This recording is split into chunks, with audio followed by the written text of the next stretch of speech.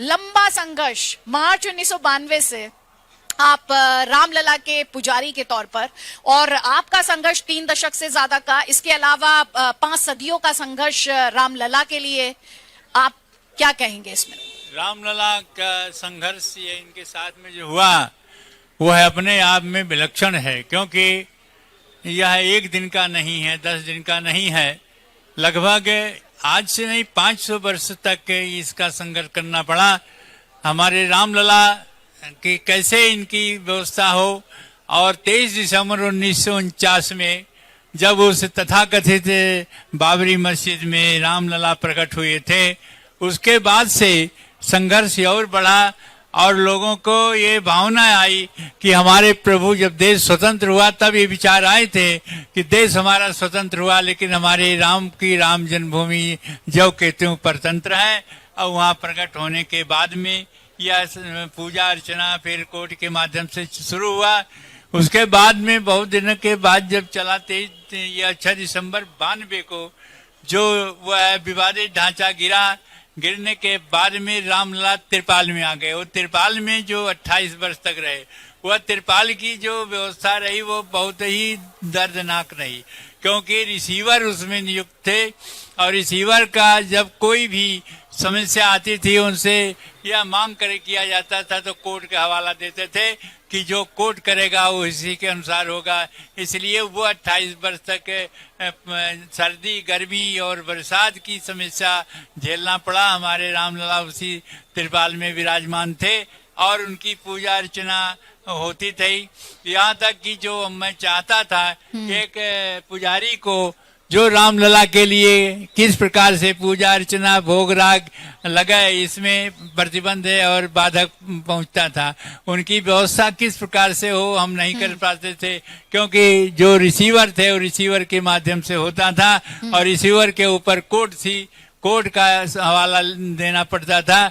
और साथ ही साथ जो कभी कभी बरसात में तिरपाल के छत हो जाते थे, फट जाते थे और परेशानी होती थी। भगवान राम के ऊपर जो जल गिरता था उसके तुरंत व्यवस्था करते थे यहाँ तिरपाल लगा करके, लेकिन वह समस्या जो है वो अपने आप में विलक्षण रही।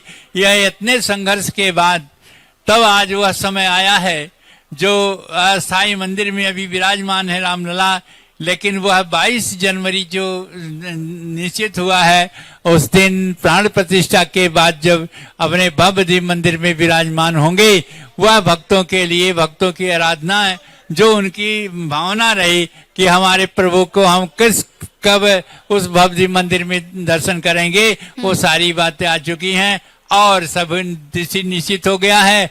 और स्वयं प्रधानमंत्री जी आकर यहाँ शिला पूजन भूमि पूजन किए थे, उसी जगह आज भव्य मंदिर बन गया है और उसमें उनका जो गर्भगृह है वो बहुत ही सुंदर ढंग से सजाया गया है, नक्काशी किया गया है। और उसी में 22 जनवरी को रामलला की जो नवीन प्रतिमा बनी है उसकी प्राण प्रतिष्ठा होकर के स्थापित होगी। और जो 23 दिसंबर 1949 से पूजा किया जा रहा है चारों भाइयों की, वह मूर्ति भी उसी जगह स्थापित होगी। इसलिए ऐसे संघर्ष के बाद जो जैसे दुख के बाद जब सुख आता है तो दुख भूलना पड़ता है, वो भूल गए हैं। अब सुख और शांति की होगी। जिस दिन रामलला बैठेंगे उस दिन का जो दृश्य पहले उनके रामराज मेरा रामराज बैठे त्रिलोका, हर्षित भय गए सब शोका, बैर न कर काहू सन कोई, राम प्रताप विस्मता खोई। यह स्थिति आएगी हमारे यह देश में। यह देश की जिस प्रकार से यह देश हमारा विश्व गुरु रहा और सोने की चिड़िया रहा, उस पर उस कदम की ओर अब हमारा देश बढ़ रहा है। और इसी रामलला के कृपा से राम राज आएगा। जिस राम राज्य में बैर न कर काहू सन कोई, राम प्रताप विस्मता खोई, और मांगे बारिश दें जल रामचंद्र के राज, वह व्यवस्था आने वाली है। इसलिए जो कठिनाइयां हुई उसको भूल गए हैं और अब सुख और शांति की समय आ गया है। और जो हमारे राम भक्ति आशा लगाए थे कि कब भगवान राम विराजमान होंगे और उनका हम दर्शन करेंगे, यह समय आ गया है। जो 22 जनवरी को पूरा होगा। उसके बाद से आप लोग दर्शन करने आए और भव्य दिव्य मंदिर का दर्शन और भगवान विराजमान रामलला का दर्शन करेंगे।